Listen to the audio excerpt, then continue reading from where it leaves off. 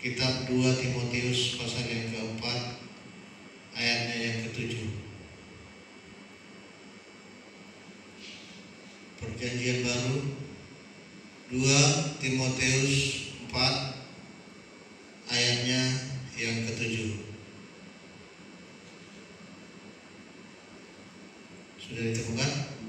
Kita baca bersama-sama dalam hitungan ketiga. 1, 2, 3.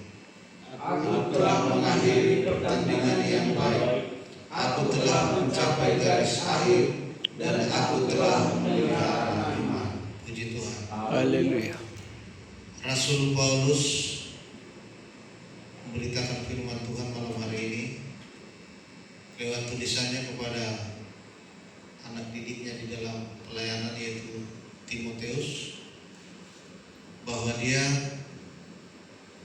akan mengakhiri pelayanannya di dalam kehidupannya, dan dia berkata bahwa dia telah mengakhiri pertandingan yang baik dan dia telah mencapai garis akhir dan dia telah memelihara iman.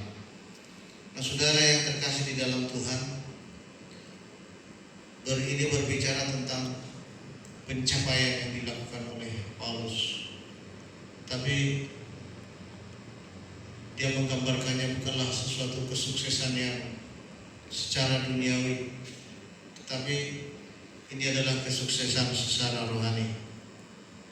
Banyak orang sukses, Bapak yang dikasih oleh Tuhan, baik itu dalam pekerjaan, dalam karirnya, apapun yang dia cita-citakan dan kerjakan, banyak sukses, baik usaha, bisnis, apapun itu, saudara.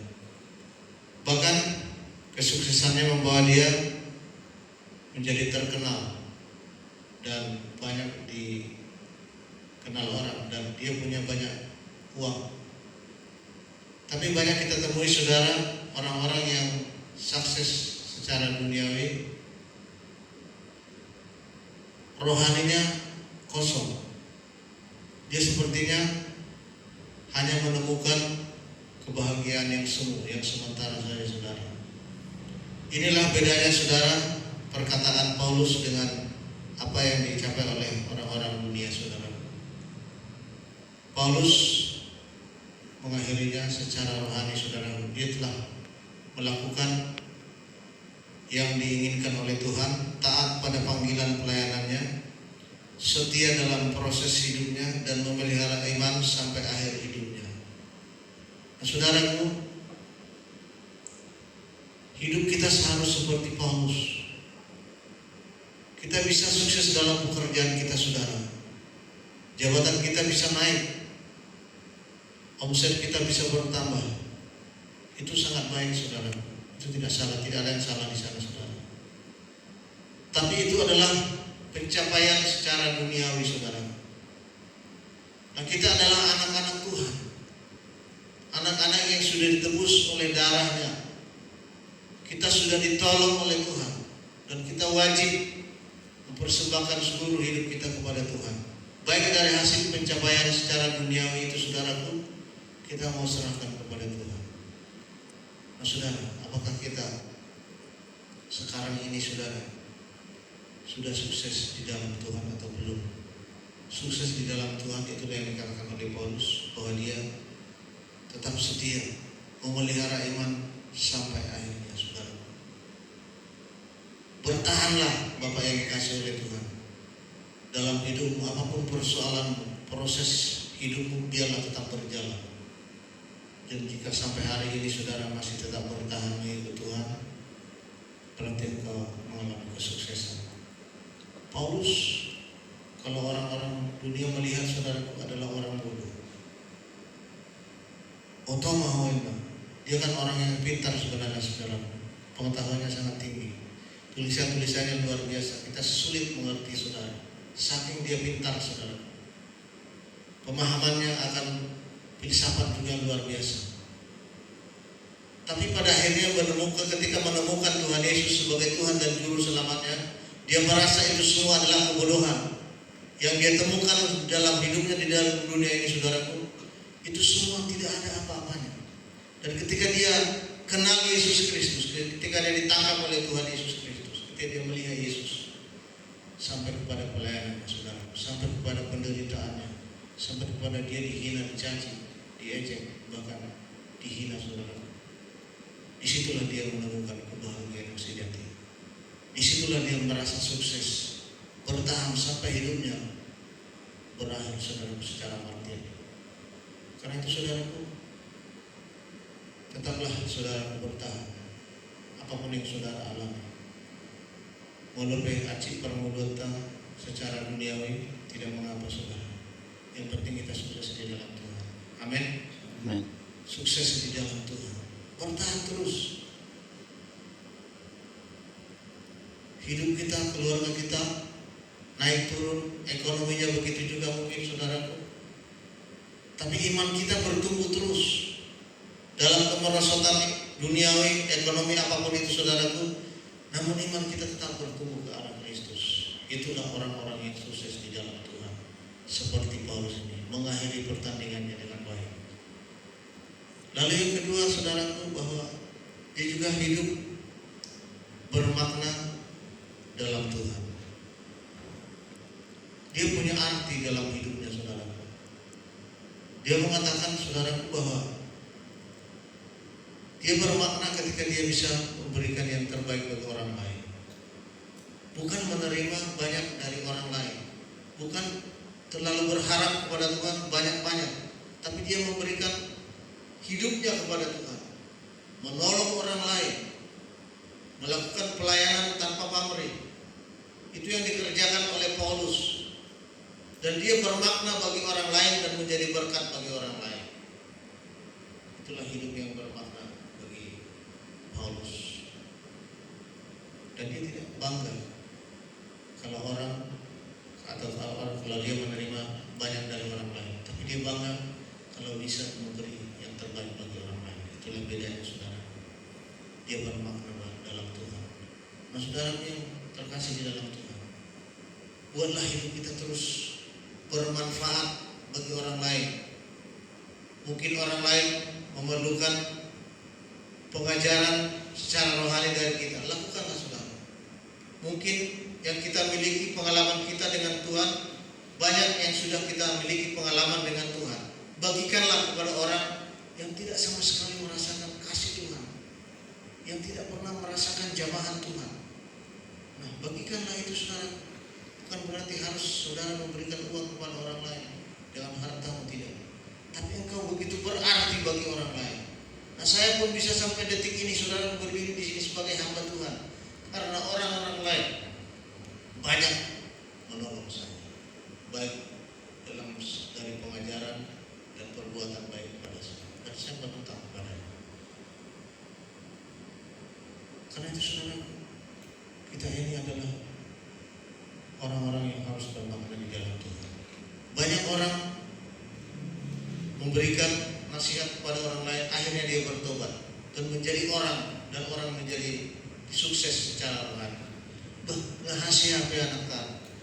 Ngahasia apa si hai? Na berdalakian nih. Alai mah, kuyo mah pasti ngerti di mana dia, di mana. Kebijakan mana hasia memang naik. Mungkin secara materi belum kaya, saudara, tapi dia sudah dipandang oleh orang karena dia begitu baik, begitu sopan, perhatian, penuh kasih kepada orang lain. Nah, saudara, mungkin itu bekas didikan kita. Nah, kita bangga karena apa? Kita bermakna bagi dia. Nah, saudara, perbuatlah lebih banyak seperti itu, saudara. Perbuatlah kebaikan bagi orang lain. Kita pasti senang kalau orang lain menjadi baik, lebih baik, saudara.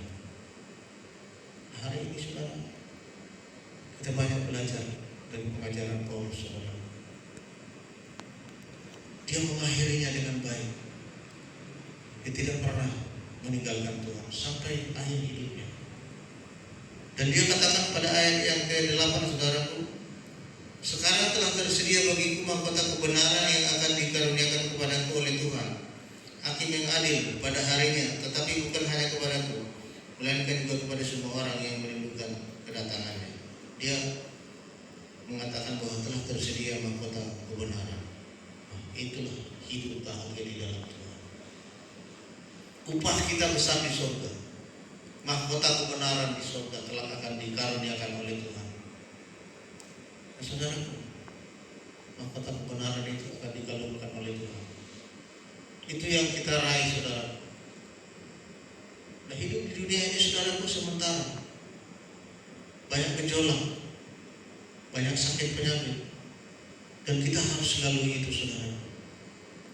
Ketika kita berhasil melalui itu, Bapak yang dikasih oleh Tuhan, dengan tidak bersungut-sungut, sakit dan memang terlalu sakit terkadang, saudara, yang kita alami, baik yang bukan kesalahan kita, lalu kita yang menderita, saudara. Begitu sakit, tetapi saudara, endingnya yang perlu kita akan raih, saudara.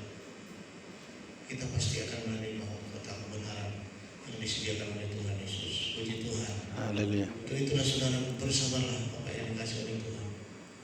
Apapun yang terjadi dalam keluarga saudara, mungkin saudara berkata, karena saya pun kadang berpikir seperti itu, saudara, asal-asalan namanya kehidupan, umur semakin tua, sementara persaingan semakin berat, dan kompetisi ini membuat kita akan kalah, karena kita kadang-kadang seperti tidak mampu lagi karena usia. Sementara yang muda-muda pasti akan banyak lagi, saudara. Nah, saudara, ketika kita menghitung-hitung ini, saudara, hitung jugalah bahwa Allah tidak pernah membiarkan kita. Tuhan pasti punya cara untuk menolong kita. Tuhan sudah sediakan bagi kita segala yang kita perlukan. Ukurannya sudah ditakar oleh Tuhan. Ini untukmu. Memang inilah yang akan kuberikan kepadamu. Takarannya sudah pas dan tidak akan pernah salah takaran yang diberikan oleh Tuhan. Kita yang sering merasa bahwa takaran itu tidak seimbang dengan kehidupan kita. Padahal Tuhan sudah membuat keseimbangan, itu sudah cukup bagimu. Kita kadang meminta lebih agar lebih lebih banyak harta kita, saudara. Tapi Tuhan berkata, sudah cukup. Aku akan sediakan bagimu segala yang kau perlukan. Nah, Tuhan tahu, saudara. Ikuti saja, saudara, yang terkasih di dalam Tuhan. Takaran-takaran Tuhan. Ayaw sumnilu na nama mo. Om matakaran, jalong, nikmati bagian na huli at tuhoy. Yang penting halal, bersih. Ini adalah hasil keringatmu, itulah terima. Tapi Tuhan kadang memberikan lebih dari apa yang kita pikirkan. Berkat-berkat Tuhan mengalir dari berbagai sudut. Kita tidak mengerti jalan-jalan Tuhan. Tuhan selalu punya cara, dan kita tidak pernah pikirkan sebelumnya. Dari tempat lain ada saja pertolongan Tuhan. Karena itu, saudara, hidup orang Kristen itu hidup yang begitu unik.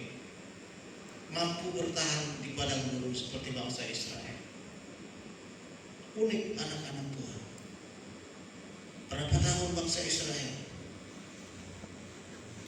tapi mereka tidak pernah kelaparan. Tuhan sediakan. Mereka yang memberontak seperti kita. Sono banyak Tuhan mengalam, timu banyak kami mengalam wortel. Tapi Tuhan tidak berkata seperti itu. Dia cukupkan segalanya bagi bangsa Israel. Nah, kita adalah umat pilihan Tuhan.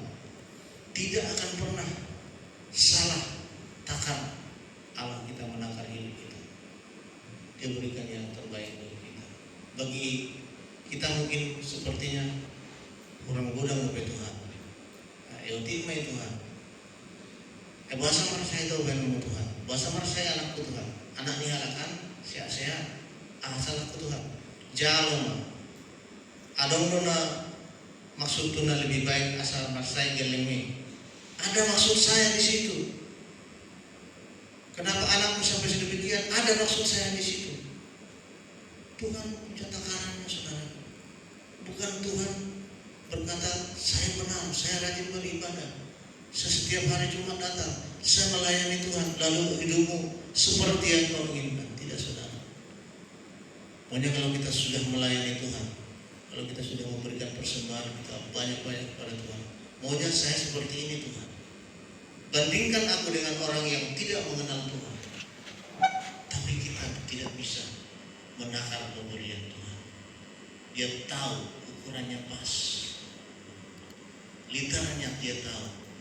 Dia tidak memberikan terlalu banyak, tapi volumenya dia tahu berapa yang akan disediakan bagi kita. Dan untuk itu saudara, maka tenanglah di dalam Tuhan. Puji Tuhan. Haleluya. Tenang saja di dalam Tuhan. Hidup kita semakin bermakna ketika kita semakin baik pada orang lain, menjadi berkat bagi banyak orang, dan Tuhan akan membalas yang berlipat-lipat kali ganda. Nah, malam hari ini saudara, berbuatlah seperti yang dilakukan oleh Paulus. Jangan berhenti imanmu sampai di sini, tapi teruslah berharap apapun yang terjadi, berjalanlah bersama dengan Tuhan. Puji Tuhan. Haleluya. Saudara, mari kita bangkit berdiri.